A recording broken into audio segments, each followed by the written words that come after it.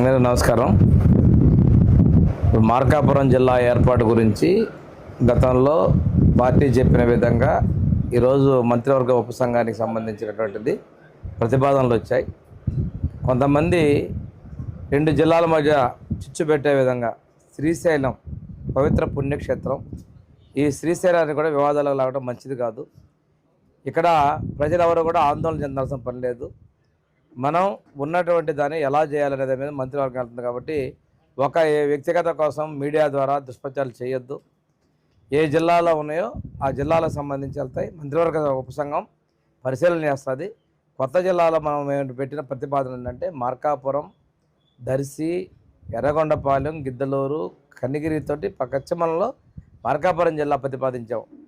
అంతేకాకుండా ఇక్కడ శ్రీశైలాన్ని వివాదాల్లో లాగటం ఇట్లాంటి ప్రయత్నం చేయొద్దు.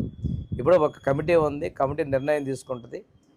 అని రెండు జిల్లాల్లో ఉన్నటువంటి నాయకులు కావచ్చు, కొంతమంది ఎవరైనా కానీ ఇట్లాంటి తప్పుడు ప్రయత్నాలు చేయొద్దని చెప్పేసి నేను విజ్ఞప్తి చేస్తా ఉన్నాను.